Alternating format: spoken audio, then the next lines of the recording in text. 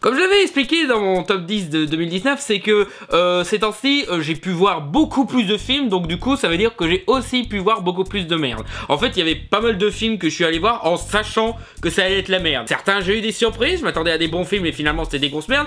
D'autres, je m'attendais à ce que ce soit une merde dans un sens, mais finalement, c'était une merde dans l'autre sens. Mais sinon, en général, je trouve qu'on n'a pas eu tant de mauvais films cette année. Peut-être que parce que même avec la carte illimitée, j'ai été sélectif, mais oui, niveau blockbuster, ça a été principalement décevant. Hein. Il n'y a pas beaucoup de blockbusters qui sont vraiment satisfaisants, qui sont sortis cette année. Genre, il y a Toy Story 4 et... je sais pas si à couteau tiré on peut le considérer comme un blockbuster, je pense pas. Mais même dans ce domaine, voilà, on n'a pas eu énormément de mauvais films. Je vais même dire, le flop 10, là, les 4 premiers de cette liste, ils sont mauvais, hein, bien sûr, sinon ils seraient pas sur cette liste, mais ils sont pas détestables, tu vois, ils sont pas... c'est pas les pires films du monde, et je comprends que certains les apprécient, ces films-là. Même ceux qui disent qu'on a eu que de la dope cette année, bah je m'excuse, mais regardez d'autres films que des Marvel ou des Star Wars, je sais pas moi. Y a pas que Disney dans la vie, hein, faut s'ouvrir à d'autres horizons, les gens. Et bien entendu, il y en a beaucoup qui abusent. C'est d'ailleurs pour ça que, comme pour le top 10 de 2019, j'ai fait des petites listes, et une des listes que je voudrais faire avant de vraiment commencer le flop, la partie qui vous intéresse tous, hein, parce que c'est tellement marrant de taper sur des mauvais films. Avant ça, nous allons parler de la catégorie pas si mauvais qu'on le dit. Des films qui sont pas assez bons pour que j'en parle dans mon top 10 2019, mais qui, franchement, dire que ce sont des mauvais films, c'est clairement exagéré. Bon alors déjà, premier de la liste, j'ai fait 2 vidéos expliquant en quoi on exagérait sur la qualité de ce film, Captain Marvel, qui, ouais, il est pas ouf, ouais, il est en deçà de pas mal de films Avengers et tout, mais de l'autre côté, voilà, ça reste un divertissement correct, quoi. J'ai même envie de dire, il y en a beaucoup qui confrontent Shazam et Captain Marvel. Honnêtement, je crois que je préfère Captain Marvel. Shazam, il y a des bons trucs, hein, voilà, mais dans l'ensemble, j'ai plus l'impression de voir un téléfilm Disney Channel rigolo plus qu'autre chose, quoi. Tandis que Captain Marvel, il y a un peu plus de travail visuel, il y a un peu plus d'idées, il essaye d'avoir une thématique intéressante aussi. Là où Shazam, il a un petit peu trop tendance à utiliser l'humour pour s'aborder toute tentative de faire un film, ce qui est dommage. Aussi, ils ont plagié un gag de Kung Fu Panda 2. Shame. Mais sinon, ouais, Captain Marvel n'est pas si mauvais. Je vais même dire, même après avoir sorti mes vidéos, j'ai découvert qu'il y avait de nouvelles conneries qu'on balançait à propos de ce film, en quoi il serait mauvais, genre par exemple, que dans son film solo ça va, mais Captain Marvel dans Avengers Endgame elle est hautaine. Pourquoi? Elle aide les Avengers, elle sauve Iron Man, elle propose son aide, elle explique qu'il y a des planètes qui ont besoin d'aide et qu'il faut s'en occuper aussi. Donc je vois pas ce qu'il y a d'autant, quoi. Franchement, les gens, vous vous énervez pour rien, calmez-vous. En restant dans la catégorie féministe, bah d'ailleurs, en fait, tous les films qu'il y a dans la catégorie pas si mauvais, c'est des films qui ont été bâchés pour leur position féministe, alors que franchement, c'est pas abusé. Et bah, il y a X-Men Dark Phoenix, qui, comme dans la vidéo de Captain Marvel, je l'avais expliqué aussi, le film, il est pas si mal que ça. Je le préfère même à Captain Marvel, même si il y a pas mal de points techniques où ça a été un petit peu bordélique, quoi. Faut dire, faire ce film, ça a été le bordel parce que Marvel, voilà, déjà la Fox se faisait racheter par Disney, donc du coup, Marvel avait le pouvoir sur ce film, donc ils ont demandé à ce qu'on le modifie pour éviter qu'il ressemble trop à Captain Marvel, ce qui fait que le pouvoir de Jean, le pouvoir du Phénix, voilà, faut changer sa forme, fallait remplacer les aliens qui étaient clairement des Skrulls par des non-Skrulls, même s'ils ont toujours les pouvoirs des Skrulls. Et ben malgré tout ce bordel, je le trouve beaucoup plus correct que la plupart des films du MCU. Alors d'accord, c'est l'épisode de trop d'une saga qui s'était bien conclue avec X-Men Apocalypse et Logan, je suis le premier à le dire, mais malgré ça, c'est comme Toy Story 4. Malgré le fait que c'est un épisode après une fin complètement satisfaisante, bah il y a quand même des bonnes idées, il y a quand même une suite, voilà, des propositions intéressantes et tout. Et puis aussi, en général, en termes de mise en scène, en termes d'idées d'action, je trouve qu'il y a beaucoup plus de recherche que dans un film Marvel. Comme par exemple, la façon dont Magneto mélange son pouvoir de magnétisme avec des prises de kung-fu, voilà, c'est ce genre d'idée que j'aime beaucoup, surtout que la mise en scène, elle suit bien les mouvements et tout. Ou même la façon de montrer le pouvoir du Phénix. Alors, certes, un petit peu limité par le budget, quelquefois ça fait un petit peu téléfilm, mais il y a d'autres fois où c'est vraiment bien mené en termes d'imagerie, malgré le fait que c'était pas l'imagerie qu'ils avaient pensé avant. Et surtout, en termes d'acting et de développement de personnages, je trouve que c'est très bien mené. Il y en a beaucoup qui se moquent de Jennifer Lawrence parce que elle a l'air de se faire chier dans ce film. Non, je sais pas, c'est un personnage qui est censé avoir la tête froide, qui est censé être pas calculatrice, non, elle est plus calculatrice depuis Days of Future Past, non, qui est censée être posée, qui est censée être forte pour le reste du groupe, voilà, c'est une leaduse, donc forcément, elle va pas déborder d'énergie ou d'émotion, quoi, c'est un petit peu le truc. Même le coup du maquillage, bon alors certes, c'est pas très pro, mais... Honnêtement, déjà moi je supporterais pas le maquillage qu'elle a dans Dark Phoenix. Alors le maquillage qu'elle a dans les autres films je pourrais pas supporter, donc je serais très mal placé pour juger ça. Mais bon, c'est vrai que les actrices, les acteurs ils sont censés mieux supporter le maquillage, ils sont censés tolérer, mais voilà, j'ai pas envie de critiquer ça parce que voilà. Puis de l'autre côté, image de synthèse. Je veux dire, on est à une époque où l'image de synthèse est utilisée justement pour remplacer le maquillage. Pourquoi vous embêtez encore vos acteurs avec le vrai maquillage? S'ils sont embêtés par ça, faites de l'image de synthèse un peu. Et puis même là, t'as des crétins qui veulent se plaindre oh, pour propagande féministe juste pour un dialogue. Un seul dialogue. Alors d'accord, le film a plus ou moins une thématique féministe, comme j'avais expliqué dans ma vidéo sur Captain Marvel, mais voilà, faut vraiment être observateur pour la chercher, et elle ne dit rien de mal, quoi. Je veux dire, ça part pas dans la misandrie ou quoi, voilà, comme ils essayent de prétendre pour Captain Marvel. Non, là, même s'il y a une thématique un peu plus féministe, certes, ça ne dit rien, limite, avec ce niveau de chipotage et de mauvaise foi, on pourrait reprocher au film le contraire. Oh là là, des femmes avec le pouvoir, ça va détruire le monde. Tu vois, c'est débile d'essayer de chercher la petite bête de cette façon. Et ben c'est ce que vous faites en vous plaignant de misandrie chaque fois qu'un film parle de féminisme. Et c'est pareil pour cet autre blockbuster qui fut très critiqué pour ses positions féministes, Terminator Dark Fate. Oui, j'ai bien aimé Terminator Dark Fate, je ne comprends pas ce que les gens critiquent. Il est pas parfait, honnêtement il a pas mal de défauts, surtout en termes de mise en scène, parce que Tim Miller, franchement faut arrêter de faire des films avec lui, parce que il est correct comme Yes Man, mais putain il est trop timide, quoi. Niveau mise en scène, il ne propose rien d'intéressant, voilà, il filme ça de façon basique, et aussi, c'est marrant que ce mec qui ait lancé la mode du rated R avec Deadpool, il soit si nul pour faire du rated R. Déjà dans Deadpool lui-même, je trouvais que le rated R c'était abusé, mais en plus dans Terminator Dark Fate, il n'y a rien de violent, il n'y a rien de charnel, il y a des gros mots, oui, mais honnêtement pas au niveau d'un affranchi, donc franchement je vois pas pourquoi tu mettrais un rated R juste pour les fuck shit par-ci par-là. Pourquoi ce film est rated R? Honnêtement, PG-13 ça aurait largement suffi, je comprends pas. Le mec il est nul pour faire des films rated R, c'est dingue. Les deux premiers Terminator étaient plus violents, pour dire, je crois même que Terminator Renaissance était plus violent. Mais sinon, en termes d'écriture, en termes d'idées et en termes d'acting, le film se débrouille très bien. Bon, si vous suivez mes vidéos, vous savez que je suis pas trop fan de l'idée que le créateur n'est pas forcément la personne la plus parfaite pour adapter à un univers. Mais là, pour le coup, il a réussi à faire revenir des trucs de base de Terminator, à savoir un truc tout con. Terminator, c'est censé te parler de l'humanité.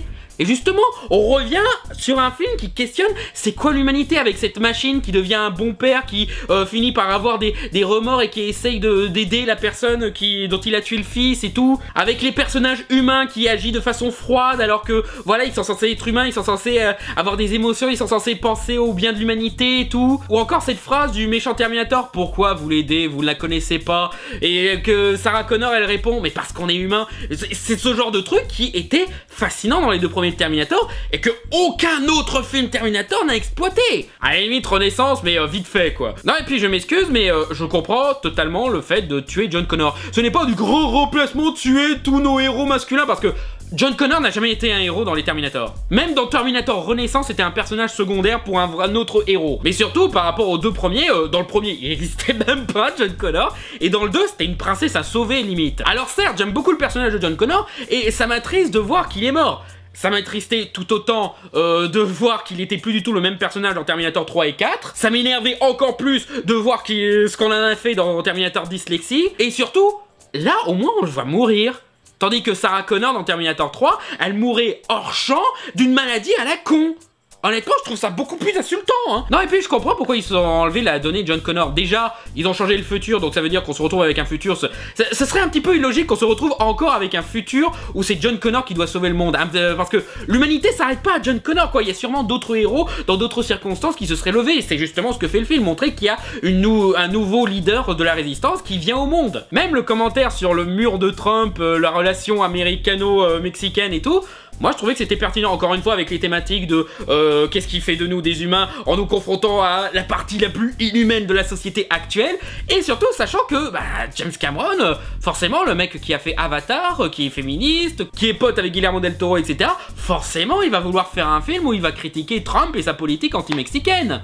C'est logique. Non, franchement, certaines de ces critiques, c'est limite, je me demande s'ils savent qui sont James Cameron et qu'est-ce que c'est Terminator, quoi. Même ceux qui critiquent le fait que le Terminator, il doit changer des couches, j'en suis là, je m'excuse, mais c'est dans la logique de Terminator 2. Parce que Terminator 1, voilà, le Terminator c'était quelqu'un de froid, de cruel, voilà, c'était un monstre emblématique. Dans le 2, on commençait déjà à le ridiculiser à ce stade. On le rendait gentil, on lui faisait sourire, on lui faisait dire des blagues débiles. Il y a des gens sur Twitter qui ont expliqué que si Aliens et Terminator 2 sortaient aujourd'hui, on les reprocherait de faire de la propagande féministe à JW et woke. Et honnêtement, ils ont totalement raison, quoi. Et c'est encore plus con quand je vois tous ces mecs qui s'attaquent à des films comme Captain Marvel et Wonder Woman en disant « Oh, vous dites que ça c'est féministe, mais à mon époque on avait de vraies figures de femmes fortes comme Sarah Connor. » Et ben maintenant Sarah Connor elle revient, et là, boum, on te refait le coup de « Oh là là, propagande féministe, blablabla !» Dites-le directement que vous en foutez des faits et que vous voulez juste faire chier les féministes, on ira plus vite. Et pour finir, Charlie Angels. Alors Charlie Angels c'est un cas un petit peu intéressant pour rester dans la thématique,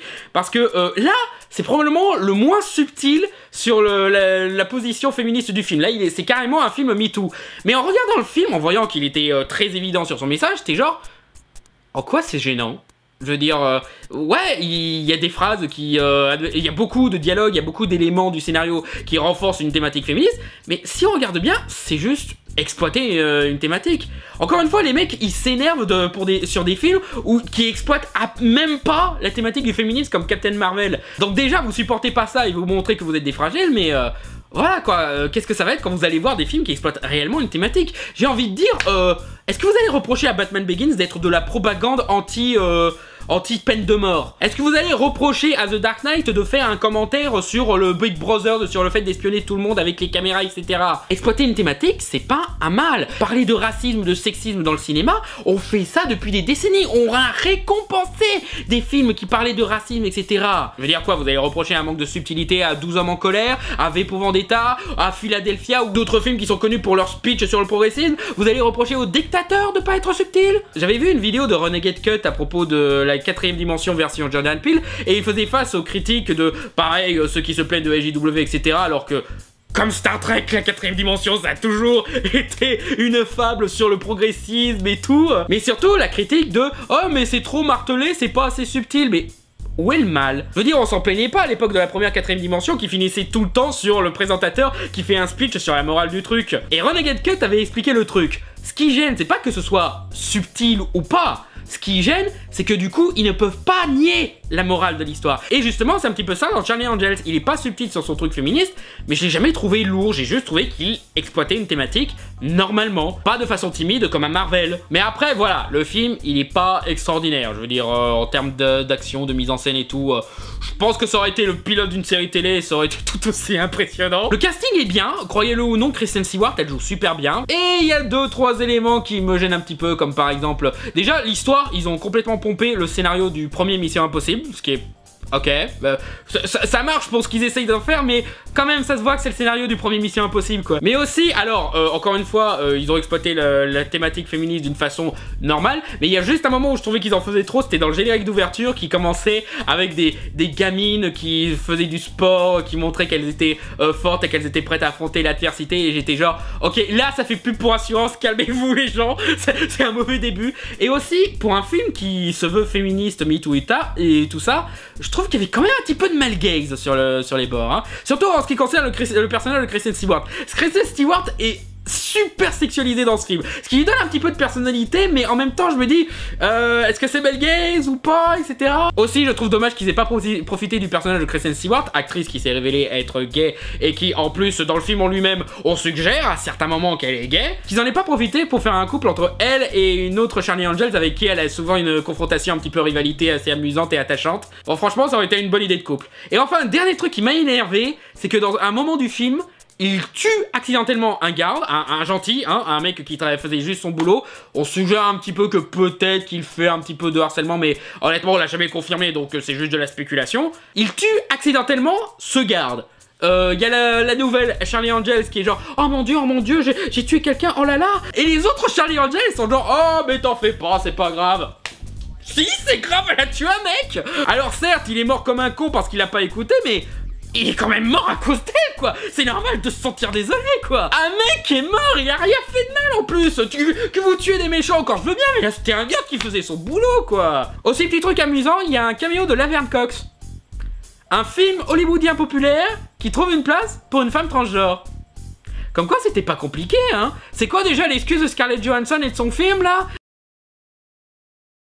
Pour une liste où j'ai fait moins de choix que pour le précédent top 10, c'est quand même marrant que j'ai pris plus de temps. Faut dire, j'en ai profité pour dire plus de trucs, je suppose, voilà. Donc passons à une dernière catégorie avant de passer au flop, la catégorie déception. Ouais, parce que je suis humain, il y a forcément des films où j'ai une attente, j'ai été déçu, et ils seront pas dans le flop parce que je pense que cette déception est encore subjective, et ça serait un petit peu abusé de les considérer comme des mauvais films. Il y a des trucs bien, mais peut-être pas assez pour être considérés comme bons, juste pas si mauvais que ça, quoi. Alors déjà, en première déception, j'ai eu le Mystère Henry Pic.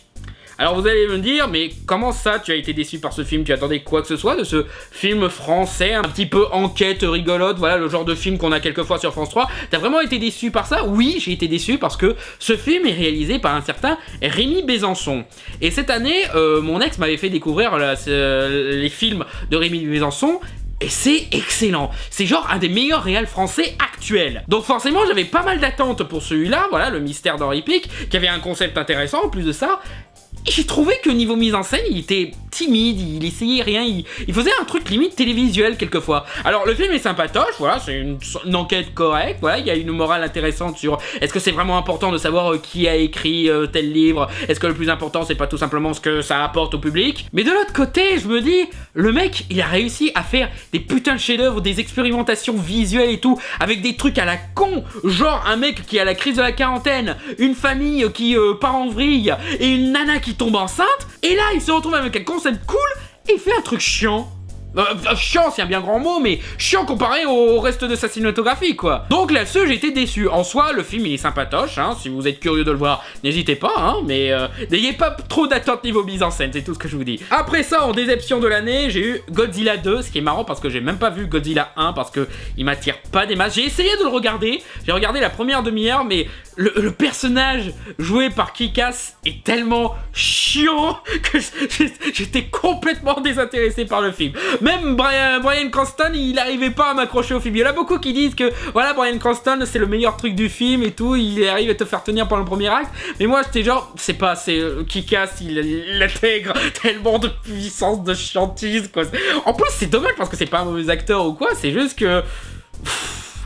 J'ai trouvé... mais c'est tout. Et Godzilla 2, j'avais quand même de l'attente malgré le fait que j'étais pas attiré par le premier. Tout simplement parce que c'est fait par un réalisateur que j'aime bien, voilà. Qui avait fait le film Trick and Treat, que je vous conseille. Je vous le conseille pour les prochaines fêtes d'Halloween, ça vaut le coup. Et surtout, la bande-annonce était magnifique, quoi. Il y avait de super visuels, il y avait une super iconographie de ces personnages de Kaiju, etc. Donc du coup, je suis allé le voir en pensant que ça allait me plaire, et finalement... C'est typiquement le syndrome des films Godzilla où les humains ils prennent trop de place, où il y a toujours une excuse pour planquer le combat du monstre ou le retarder pour se focaliser sur les personnages humains chiants et tout, c'est dommage, voilà. Et aussi le projet Kong versus Godzilla, je m'en contrefous, quoi, mais vraiment. En fait, en général, leur Kaiju Cinematic Universe, je m'en contrefous, déjà parce que le Kaiju Cinematic Universe, il existe déjà plus ou moins, voilà, il a certes pas mal vieilli, mais il existe déjà, donc ça n'a rien d'impressionnant. Et puis surtout, ben, c'est pas très intéressant comme univers cinématographique. Un univers où des monstres se fight. Cool. En autre déception, La Reine des Neiges 2. Voilà, comme beaucoup, j'ai été sceptique par rapport à l'idée d'un Reine des Neiges 2. J'aime beaucoup le premier Reine des Neiges, donc je suis pas un de ceux qui se sont nourris une haine envers la Reine des Neiges. Mais la Reine des Neiges 2, c'était un projet qui me semblait un petit peu... Mais, par contre, j'ai vu la bande-annonce et comme tout le monde, j'étais genre « Oh putain, il part dans cette direction, mais c'est trop bien, ça va être génial et tout !» Donc forcément, j'avais eu énormément d'attentes. Et quand le film est sorti, ben... Ouais...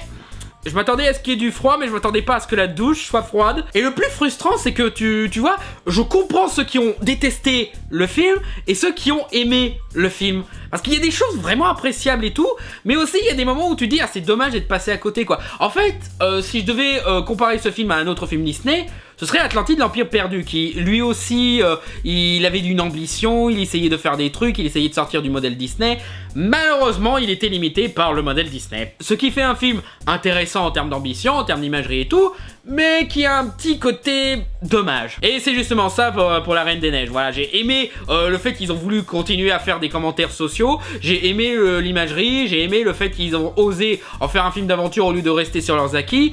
Mais de l'autre côté, tu te retrouves avec une chanson qui parodie des boys bands des années 90, t'as le truc de la mémoire de l'eau qui... compliqué. Et le fait que le film en lui-même est rushé, et c'est dommage. Même la fin, je trouve qu'ils auraient dû se permettre d'oser plus de trucs. Surtout par rapport à certains morts, voilà, mais voilà, film Disney, faut pas tuer la mascotte. Donc voilà, je comprends ceux qui ont apprécié le film, mais aussi je comprends ceux qui l'ont détesté. Et moi personnellement, déçu. Après, j'ai pas détesté ma séance, c'est juste que... dommage, on aurait pu faire mieux. En fait, vous savez quoi? Si vous voulez voir le potentiel de la Reine des Neiges 2, mais avec une meilleure exécution, regardez Réponse la série. Généralement, dans la confrontation Reine des Neiges Réponse, je suis plus Reine des Neiges. Mais par contre, au niveau suite, Réponse à la meilleure suite, largement. Hein. Et en dernière déception, Star Wars, l'ascension des Skywalker.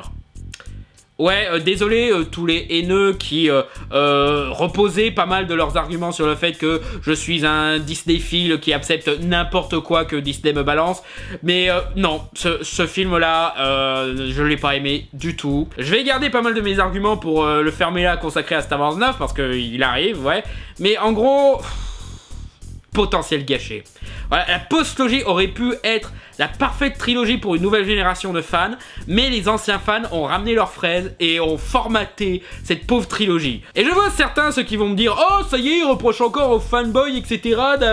d'être les responsables de la nullité d'un film, oh là là, faut arrêter de nous donner trop de pouvoir. » Non mais les gens, réveillez-vous un petit peu, voyez le monde dans lequel on vit, regardez tous les films qui sont influés par des bad buzz, Cats, Sonic, Justice League, même des jeux vidéo comme Mass Effect. Les réactions des fans ont un impact sur les films, c'est pour ça que je fais fermer là, justement pour vous prévenir que faut faire gaffe à ce qu'on dit au studio, sinon on va se retrouver avec des films de merde formatés qui vont essayer de nous faire plaisir. Et en sachant dans quel monde on est, en prenant en compte tous ces films qui ont été changés par des bad buzz, quand on voit le bad buzz qui a été Star Wars 8, où les mecs sont limite partis en mode facho, ont harcelé des actrices, des réalisateurs et tout, qu'ils ont menacé de boycotter, qu'il y en a qui sont devenus fous, honnêtement, comment pouvez-vous croire que ça n'a pas eu d'impact sur Star Wars? Je veux dire, évidemment que le film allait être touché par ce bad buzz. Vous en avez fait une telle affaire que c'était impossible d'éviter, quoi. Et ça s'arrête pas à la post-logie, la prélogie c'était pareil. Elle aussi, elle avait suscité tellement de mauvaises réactions que George Lucas a dû changer des trucs, qu'on a fini par rendre fou certains acteurs, qu'on a failli pousser au suicide Agman Best juste parce qu'il jouait le pire personnage de Star Wars. Je déteste Jar Jar, mais là, franchement, c'est exagéré. Et puis aussi, c'est pour ça que George Lucas a vendu Star Wars, parce que les fanboys ont rendu difficile la tâche de faire des Star Wars et qu'ils pouvaient plus le supporter. C'est à cause de ce genre de réaction que Disney a Star Wars. Vous avez retenu aucune leçon. Le pire dans Star Wars 9, c'est ça, c'est la preuve ultime qu'on a retenu aucune leçon de Star Wars. Plus de détails dans le fermé là, mais... quel potentiel gâché. Donc, je pense qu'on a perdu assez de temps avec les petites catégories. On va enfin passer au flop. Donc, comme je le disais, les 4 premiers de ce flop, ce sont pas les films les plus détestables du monde, tu vois. Certains, c'est des nanars, et certains, c'est des films que j'ai trouvé pas terribles, mais qui peuvent être vus comme de sympathiques divertissements quand tu cherches pas plus loin. Voilà, il y en a certains, il y en a un, j'avais revu avec mes parents, c'était, ouais, tout sympatoche en famille, voilà. Parce que, encore une fois, niveau mauvais film, je trouve qu'on s'en est bien sorti cette année. Mais voilà, ça reste quand même des daubes, hein, faut pas se cacher. Alors, numéro 10, Maléfique, le pouvoir du mal. Alors, je m'attendais à détester Maléfique, le pouvoir du mal, déjà parce que, j'aime pas du tout Angelina Jolie, j'ai détesté Maléfique, et en plus, c'est pas le réalisateur de Pirates des Caraïbes 5 que je déteste, voilà, je déteste le réalisateur et le film, donc forcément, c'était un petit peu la réunion des losers dans ce film, donc je me disais, je vais voir une daube, donc autant y aller. Alors, j'ai vu une daube, je m'attendais pas à voir un nanar. Mais vraiment un bon nanar bien rigolo comme on n'en fait plus depuis longtemps. Parce qu'il y a vraiment des fois où... ils ont tenté des trucs, mais waouh. En soi, le film est beaucoup plus fun que le premier film. Je m'attendais pas à ça, je m'attendais à ce qu'il soit plus nul, mais finalement, ce fut le contraire. Il est toujours nul, mais dans un sens qui peut être divertissant. Je veux dire, déjà, avec la méchante jouée par Michelle Pfeiffer, qui a carrément une base secrète dans son château, j'avais l'impression de voir Cusco à ce moment-là, et où tu te poses des questions, genre, mais pourquoi le roi, il a pas remarqué que dans son putain de château, il y avait un sous-sol avec des espèces de trolls et d'orques qui sont en train de construire une armée pour tuer des créatures magiques, là. Même Angelina Jolie, il y avait avait des aspects qui me faisaient rire parce que je sentais que le réalisateur savait qu'il avait une mauvaise actrice en rôle principal et que du coup il a limité les scènes où elle doit jouer des trucs quoi. Il y a quand même des moments qui sont censés remettre en question son personnage, lui donner des émotions, mais on zappe complètement ces moments-là, sûrement parce que le réal s'est dit ouais, ce serait compliqué de faire jouer ça à Angelina Jolie, donc on va passer vite fait. Et aussi ils lui ont carrément donné une scène où Angelina Jolie essaye d'avoir des émotions humaines. Vous le faites même pas, vous le faites exprès là. Là vous essayez même pas de le cacher, cette fois vous savez qu'elle est mauvaise actrice là. Mais aussi ils ont tenté des trucs d'un point de vue social qui, honnêtement c'est bienvenu hein, mais il y a des moments où ils sont passés là où il fallait pas. Comme par exemple, tout le début du film c'est Maléfique, Aurore qui doit aller voir la belle famille du prince qu'ils ont changé d'acteur et qui l'ont remplacé par un acteur encore plus mauvais, je sais pas comment ils ont fait. Et il y a tout un truc où voilà, Maléfique elle a une mauvaise réputation parce qu'on raconte l'histoire de celle qui a endormi la Belle au bois dormant, celle qui fait régner les ténèbres dans la forêt, blablabla. Je sais pas d'où ils ont tiré cette histoire, même par rapport au premier Maléfique, parce que voilà quoi, Aurore c'est un petit peu la princesse, c'est un petit peu la témoin numéro 1, donc elle peut vous dire que Maléfique c'est pas une mauvaise personne, d'où ça sort cette merde. Mais du coup elle doit faire bonne figure auprès de la belle famille, et du coup il faut qu'elle cache certains aspects qui gênent, comme par exemple les ailes ou les cornes. Et Aurore elle propose un voile. Et là, quand je vois le voile, je suis genre non, Disney va pas là, t'es trop con pour parler du voile. Comme vous en doutez, le dîner il part mal et t'as un moment Aurore qui pleure parce qu'elle pense qu'elle est responsable de tout ce bordel avec Maléfique qui est détestée par la belle famille, et elle dit à un moment j'aurais pas dû lui dire de porter le voile. Et là je suis genre oh putain les cons. Oh vous vous démerdez Disney, hein, je vais même pas essayer de justifier ça, vous êtes morts là. Mais le plus drôle c'est quand même la fin où là, c'est l'une des happy endings les plus forcées. Parce que la bataille finale, voilà, c'était un moment où je me disais, tiens, il part dark. Voilà, il y a des gens qui meurent, notamment des personnages du premier film, etc. Bon, il y a toujours des trucs débiles, hein, c'est toujours Maléfique le pouvoir du mal, quoi. Comme par exemple l'espèce de Terminatrice qui est chargée de tuer les êtres magiques en balançant de la poussière mortelle sur eux, en l'appuyant sur une certaine touche d'un orgue, voilà. Et la nana, elle se fait tout un numéro et tout, alors qu'elle pourrait tout simplement bip bip bip bip bip bip bip bip bip bip. Et t'avais même deux trucs qui promettaient un chemin super intéressant, mais qui ont complètement annulé. Déjà, Maléfique meurt dans cette bataille, la méchante a fini par la tuer et explique que maintenant les gens vont finir par croire la légende que j'ai transmise à travers le monde, tout le monde pensera que Maléfique était une méchante, etc. Voilà. Et là je me dis, ah, commentaire méta. Ça n'a pas beaucoup de sens dans l'univers, mais intéressant. Mais bien entendu, elle ressuscite parce que elle a acquis le pouvoir du phénix. Ouais, encore le phénix, putain. Et elle revient comme si de rien n'était pour la happy ending. Et le deuxième truc intéressant, c'est la façon dont finit la méchante. Est-ce que c'est Maléfique qui va la tuer? Est-ce que c'est les autres fées qui vont se venger contre elle, sachant que c'est elle la responsable de tout? Est-ce que c'est le roi qui va enfin être réveillé par l'amour de son fils et décider d'envoyer l'autre connasse en tôle? Non, elle est balancée dans des fleurs. Elle est embarrassée parce qu'elle est allergique aux fleurs. Voilà, grosse méchante, elle aime pas les fleurs. Et à la fin, elle se fait transformer en chèvre et tout le monde est genre c'est une chèvre maintenant. Et surtout, après que ces deux peuples se soient entretués, voilà, il y a des cadavres de partout et tout, il y a au plein milieu le prince et la princesse qui sont genre bon, on devait se marier, on le fait là. Ah oui, ok, hein, attends, je pousse mon frère d'armes là, voilà, ça va faire une petite place. Allez, vive les mariés. Ouais, moi je vais me mettre à côté du gros monstre qui a tué 40 de mes potes. Eh, ça va, hein, il est beau le mariage, hein. C'est n'importe quoi cette fin.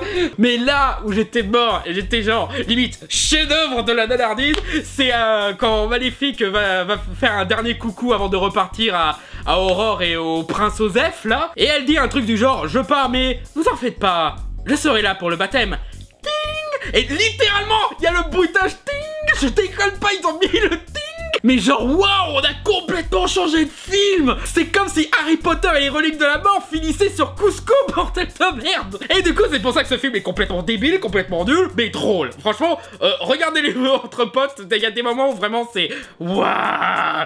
Numéro 9, Serenity. Alors, rien à voir avec le film de Joss Whedon qui fait suite à la série Firefly. Non, là, c'est encore un gros nanar, mais j'hésite à vous expliquer la raison pour laquelle ce film est un nanar, parce que c'est un petit peu en rapport avec le twist ending, et j'ai vu ce film en sachant le twist ending, en voyant à quel point c'était complètement con, Et du coup, j'ai trouvé le film limite chiant en sachant où est-ce que ça allait. Donc du coup, je pense que c'est mieux si vous ne savez pas le twist. Mais tout ce que vous avez besoin de savoir, c'est voilà, c'est l'histoire, c'est presque un téléfilm thriller M6 un petit peu chiant. Voilà, c'est l'histoire d'un mec qui a une ex, l'ex s'est trouvé un mari violent mais riche, etc.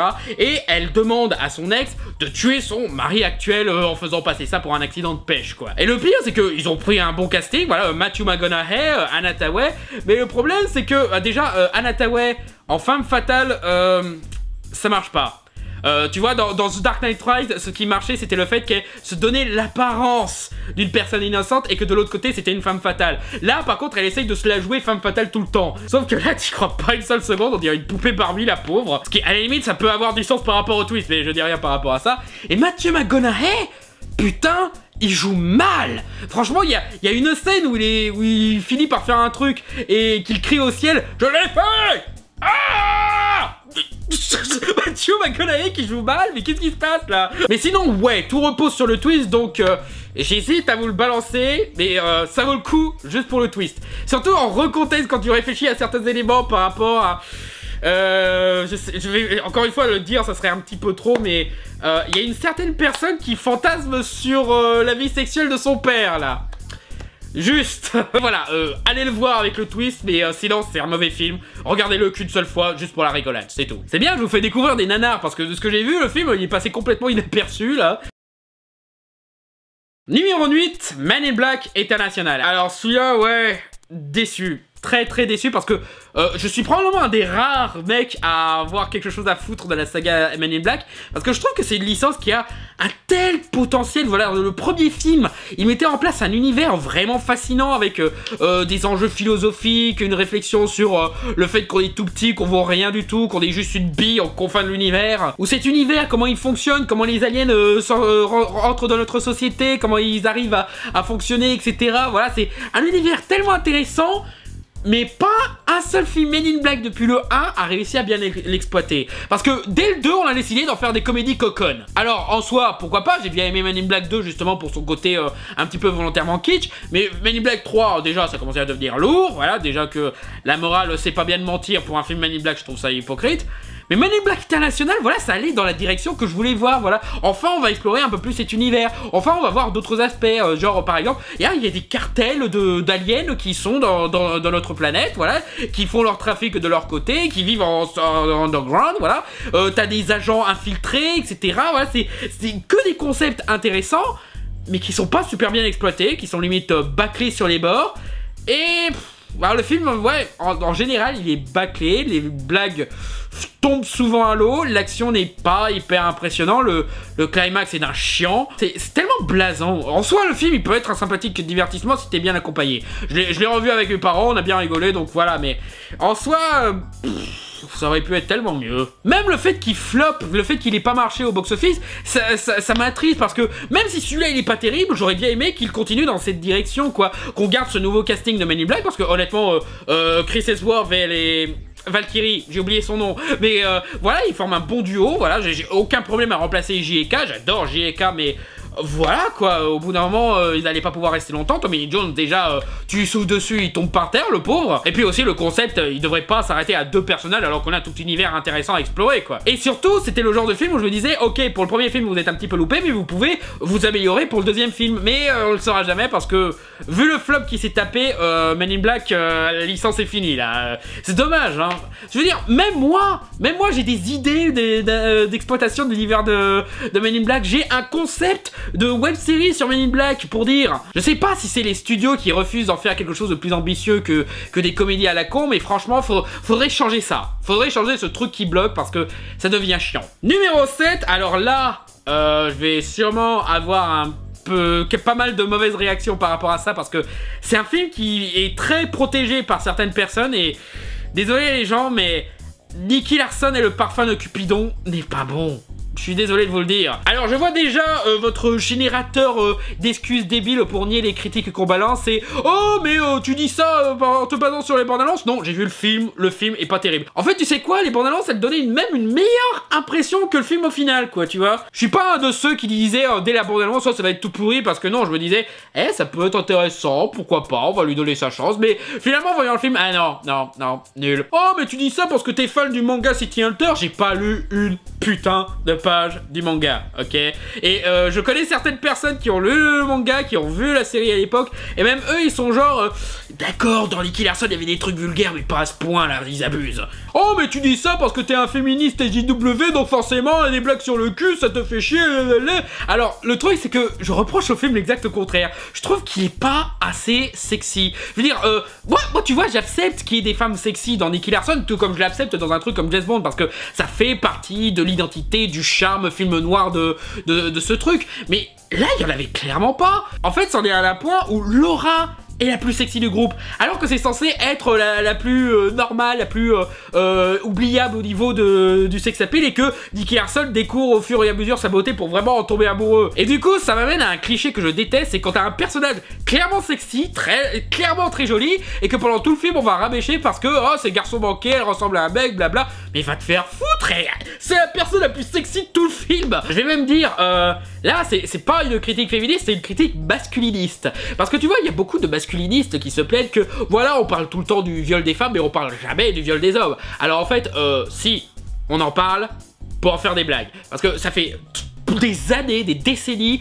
qu'un mec qui se fait violer dans un film, c'est toujours montré de façon comique. Voilà, t'as des tas de cas comme ça, même dans Le Chapeauté, t'as une blague sur un mec qui se fait violer en prison, quoi. Donc du coup, la blague où le méchant principal se retrouve en prison et on suggère qu'il va se faire violer, quoi, là c'est même plus de la vulgarité, là c'est immoral limite. Oh mais tu comprends pas, c'est pas vraiment une adaptation de City Hunter, c'est une adaptation de, voilà, du Club Dorothée, de Nicky Larson, etc. Ouais, ben tout l'humour vulgaire, ça devrait pas être là. Voilà, toutes les blagues de cul, etc. Ça devrait être censuré par une utilisation de mots. Ça aurait été un truc marrant par rapport à l'adaptation de Nicky Larson. Mais en soi, voilà quoi. Ils sont juste vulgaires pour être vulgaires parce que c'est le style d'humour de Philippe Lachaud et compagnie. En fait, vous savez quoi? Ça me fait penser au film Green Hornet avec Seth Rogen. Voilà, un film qui a beaucoup de potentiel, qui avait un bon réal en plus, un bon réal français, qui avait des expérimentations d'imagerie intéressantes, mais qui fut formaté au style d'humour que fait Seth Rogen. Ce qui gâche pas mal le potentiel du film et l'appréciation du film en général, parce que il est un petit peu trop vulgaire, il est un peu trop lourd, il est un petit peu trop sur l'impro, voilà, c'est chiant. Oh mais faut comprendre, c'est un film de potes, c'est Philippe Lachaud et ses amis qui voulaient se faire plaisir parce qu'ils sont fans du Club Dorothée. Bravo, vous voulez découvrir que le cinéma est fait par de vrais êtres humains. Pourquoi vous dites pas la même chose et dire Les Maîtres de l'air, lui aussi, ça a été fait par un fan? Si c'est à peine maintenant que vous savez que les gens qui font des films c'est des vrais êtres humains, on a un problème, hein. Même les films du Marvel Studio, hein, c'est surtout très formaté, commande, etc. Mais la plupart du temps, les mecs, ils sont fans de Marvel. Donc du coup, l'excuse de, voilà, on fait un film entre potes, bah, c'est très bien, mais ça te garantit pas de faire un bon film. J'ai rien contre Philippe Lachaud, hein, je vais même dire, niveau film, j'ai bien aimé son Babysitting 2, Babysitting 1, bof, et j'ai pas vu le reste. Donc en soi, qu'il se soit fait plaisir, qu'il ait fait un film par passion, tant mieux. Alors, c'est juste pas un bon film. Le film n'a toujours pas de scénario, le film n'a toujours pas d'ambiance. La mise en scène, elle est chaotique parce que un coup, c'est juste comédie classique, un coup, on te balance Hardcore Henry, un coup, ça devient un super-héros, un coup, ça devient polar. Voilà, c'est complètement le bordel au niveau de mise en scène.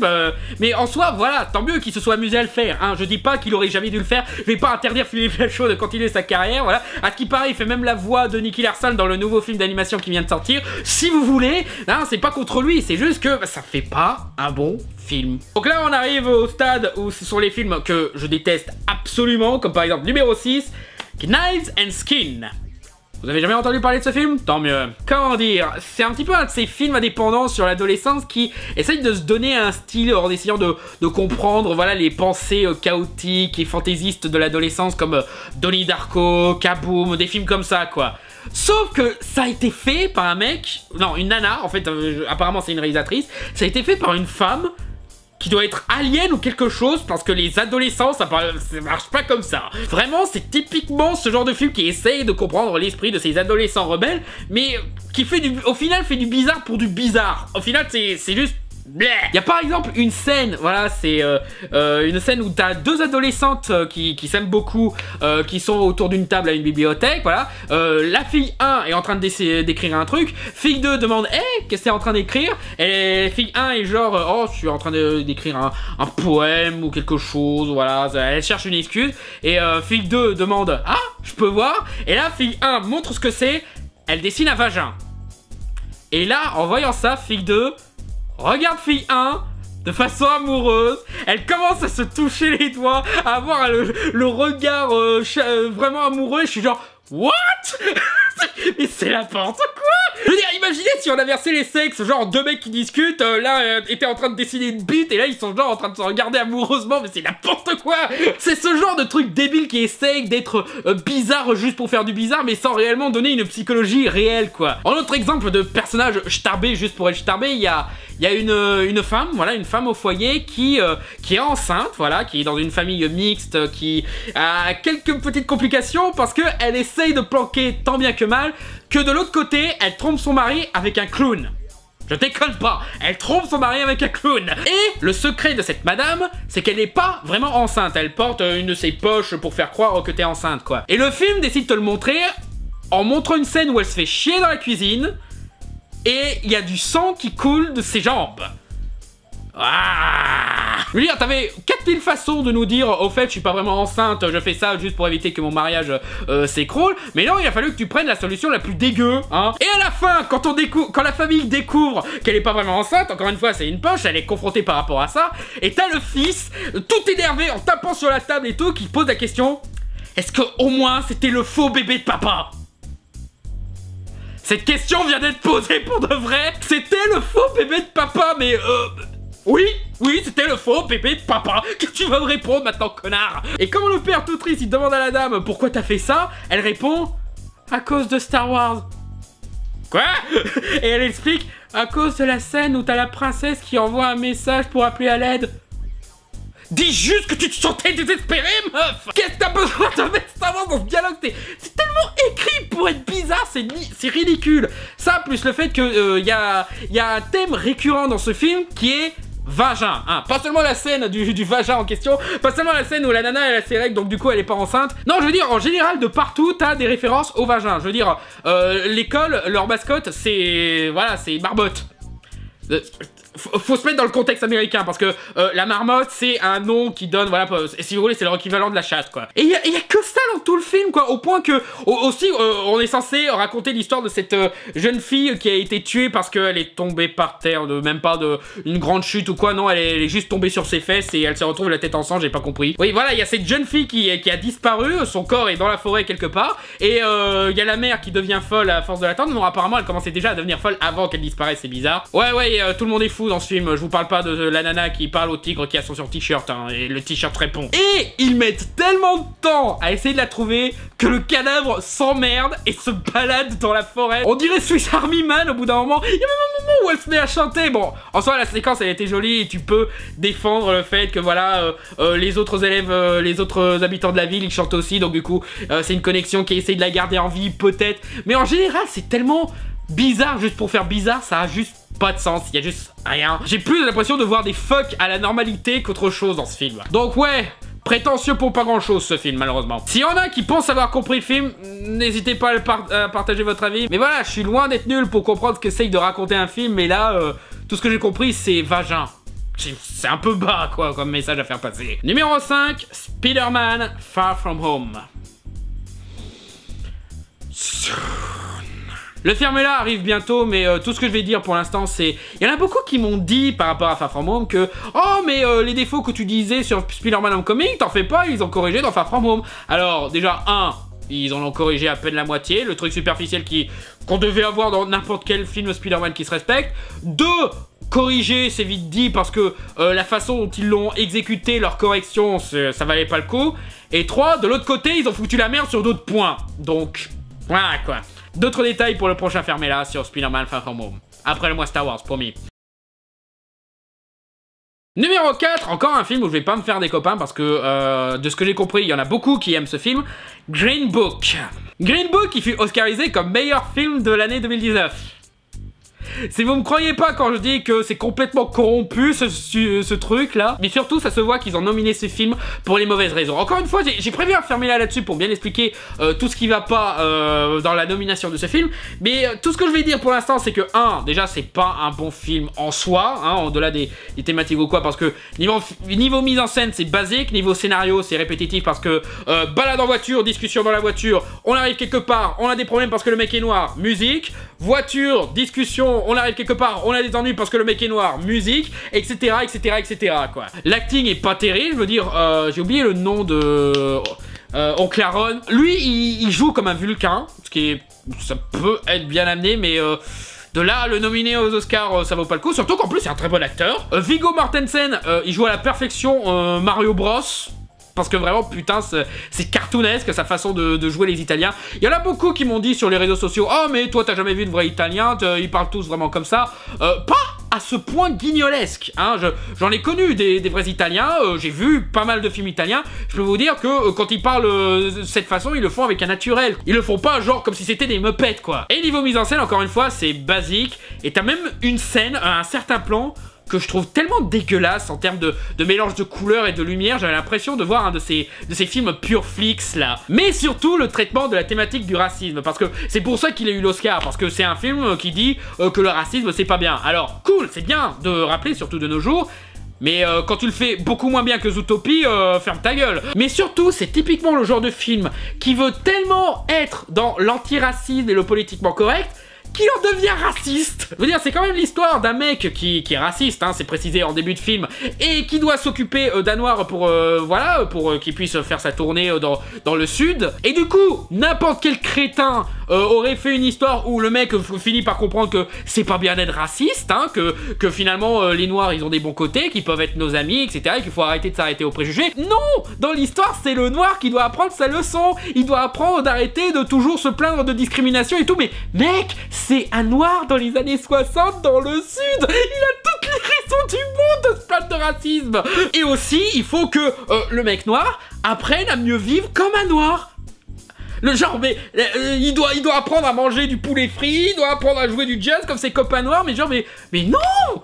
Mais non! Vous aviez rien compris! Ça, plus le fait que ce film est un putain de mensonge, parce que le personnage du conducteur, il avait pas cette importance dans la vie du mec, voilà, ce film, c'est un pur mensonge. En fait, c'est typiquement le problème du sauveur blanc, ce cliché qu'on a souvent dans les films hollywoodiens, surtout biographiques, c'est que tu peux pas juste faire un film sur un noir qui combat les normes sociétales, etc. Non, tu dois faire un film du point de vue d'un blanc, pour voir à quel point, waouh, les noirs, ils peuvent être bien des fois. Et tu vois aussi que sans le blanc, le noir, il aurait rien pu accomplir. Hein. Si les noirs, ils sont libres aujourd'hui, c'est grâce aux blancs, etc. Voilà, des gens... Arrêtez de vous donner autant d'importance, les gens, quoi.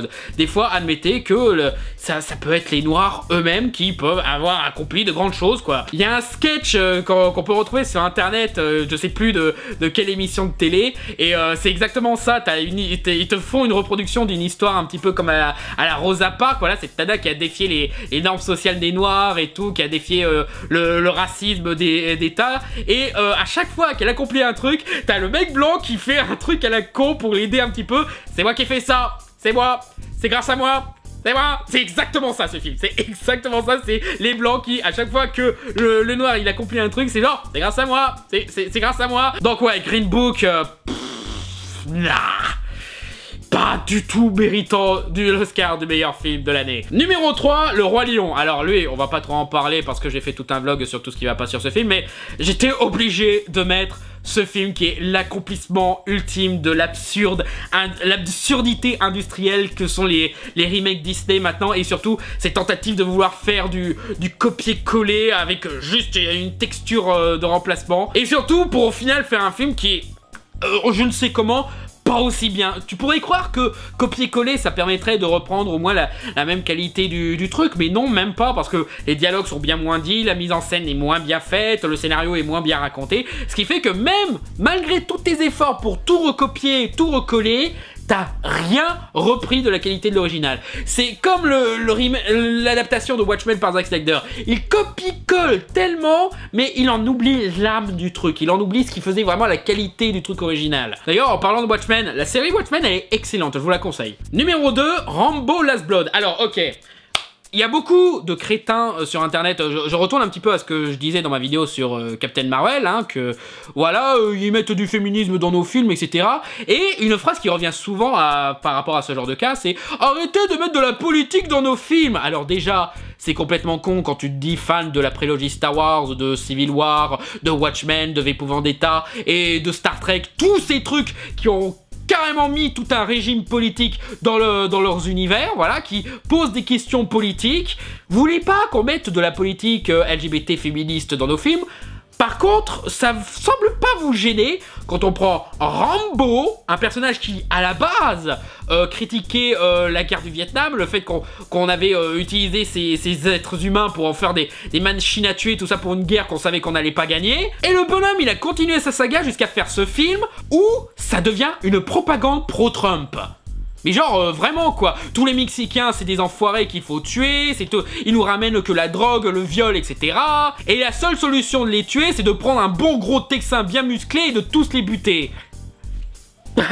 Ah là, par contre, cet aspect politique, ça pose pas de problème, hein. Y a personne qui se dit, putain, on a massacré le personnage de Rambo pour en faire un outil de propagande. Bon alors, certes, Rambo, c'est pas la première fois que ça arrive. Je veux dire, encore une fois, le premier, c'était anti-guerre du Vietnam. Dans le deuxième, ça devient pro-Reagan. Allez, on retourne au Vietnam pour se débarrasser de ces sales envahisseurs. Mais tu vois, même dans ce film-là, il y avait plus de nuances, quoi. Ils essayaient vraiment de montrer, de faire des engagements un peu plus sincères, pas juste de la propagande à la con, quoi. On montrait qu'il y avait des bons vietnamiens dans le coin, on montrait que il y a des agents de la CIA qui pensent un petit peu qu'à leur cul et qui foutent plus de merde qu'autre chose. Rambo 3, il est connu pour essayer de nous sensibiliser sur ce qui se passait au Moyen-Orient avec les Russes qui massacraient les Afghans, etc.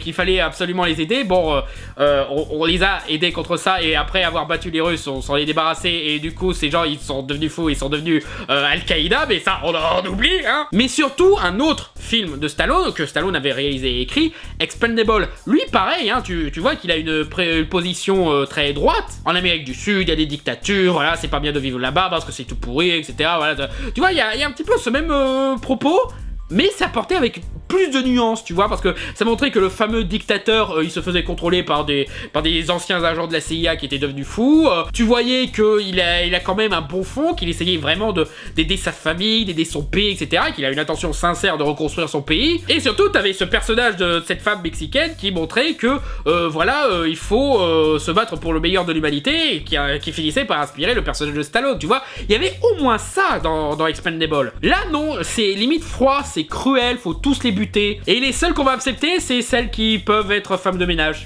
Non, et puis même le personnage de Rambo, il est pas respecté parce que déjà ça m'étonne qu'il arrive à créer des liens sociaux aussi chaleureux avec d'autres êtres humains, sachant à quel point le Vietnam, tout ça, ça l'avait massacré en termes d'humanité. Mais aussi, Rambo, quand il tue, il exécute direct, de la façon la plus directe, quoi que ce soit. Là, à la fin, il te fait un finish de Mortal Kombat. Il te prend un mec, il te l'ouvre le bide, il t'arrache le cœur, il fait bien en sorte que tu vois le cœur en train de se vider, mais genre, mais c'est n'importe quoi, vous faites du gore pour du gore, là. Vous savez même pas quel personnage vous adaptez, quoi. C'est pas Rambo, ça. Dans Rambo 4, comment il tue des mecs?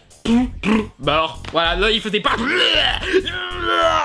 Ça, plus le fait qu'en termes de mise en scène, c'est moche. Vraiment, c'est le genre de film qui aurait été direct en DVD si c'était pas John Rambo. En fait, je suis sûr que c'est pour ça qu'ils ont mis la licence Rambo. Ça devait être un tout autre film. Ça devait être une série B à la con qui serait direct en DVD. Mais que Stallone, voilà, il commençait à en avoir marre de pas aller au cinéma. Et Stallone, en voyant le script de Kill the Gringo 2, voilà, qu'on lui avait proposé, il était genre... Alors, je suis en train de réfléchir, ça commence au Texas, John Rambo, ça s'est fini au Texas. Peut-être que je peux faire en sorte de réécrire ça pour en faire une suite à Rambo, et comme ça, le film sera diffusé en salle. Ça te va, mec? Et voilà, c'est la seule solution que je vois pour laquelle ce film est en salle, parce que putain, il est beaucoup trop moche pour que ce soit intolérable. Les effets spéciaux, la façon de cadrer et tout, c'est moche, c'est ultra moche comme film. Y a rien agréable dedans. Et surtout, ça fait de la peine pour Stallone, quoi. Je veux dire, je me souviens encore à l'époque de Rocky Balboa qu'il avait réussi à montrer au monde qu'il avait toujours du talent, qu'il pouvait faire plus que des films d'action débiles, etc. à enchaîner toutes les années là, qu'il avait reprouvé avec John Rambo et The Expendables, qui commençait enfin à se voir proposer des trucs intéressants, qui même de nos jours il fait toujours des trucs intéressants. Je veux dire, il jouait bien dans les Gardiens de la Galaxie 2, il est très bien dans Creed, mais il continue à faire des daubes qui elles vont carrément en direct en DVD, comme si le mec c'était Steven Seagal quoi, merde. Donc voilà, non seulement moralement ce film est atroce, non seulement c'est pas du tout un bon film, mais en plus ça déprime quand on voit à quel point Stallone, sa carrière elle est déjà remorte quoi. Il venait à peine de la ressusciter et elle est déjà remorte. Et pour finir, le pire film de l'année 2019, Hellboy.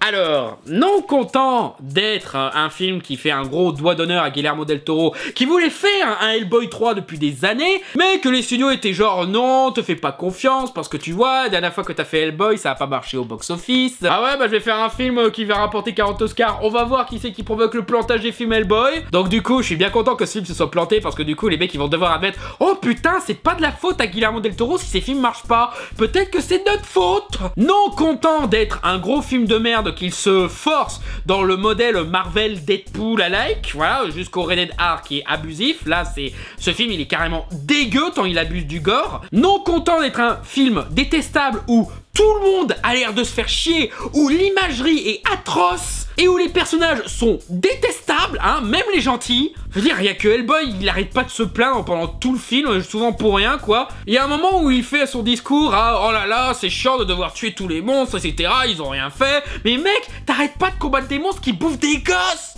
Des gosses! Là, t'as une connasse qui veut détruire le monde, tu trouves ça bien, toi? Mais aussi, ils essayent de te faire un remake du premier Hellboy, mais tellement pas bien, je veux dire. Vous vous souvenez de la fin où Hellboy commence à lâcher son côté monstre et qu'il est sur le point de détruire le monde, mais qui finalement il change d'avis parce qu'il a une bonne influence qui lui rappelle ce que c'est l'humanité. Alors déjà dans le premier Hellboy ça avait du sens parce qu'il voulait faire ça pour ressusciter la femme qu'il aime, tu vois, il y a une logique qui fait que le personnage est pas massacré dans la foulée. Non, là il veut détruire le monde pour empêcher Mila Jovovich de détruire le monde, voilà, déjà ça part mal. Le scénario de Hellboy qui va détruire le monde s'il prend Excalibur, voilà, ça rajoute des complications pour rien, ça devient absurde. Ah oui, au fait, Hellboy a Excalibur, donc c'est techniquement le roi de Bretagne. Mais en plus de ça, le truc qui est censé convaincre Hellboy de redevenir gentil, alors dans le premier film c'était juste un symbole de son père défunt qui lui faisait rappeler ce qu'il aurait aimé que son père voit en lui, qu'il agisse en homme bien quoi. Là non, là c'est carrément le fantôme mutant bizarre tout moche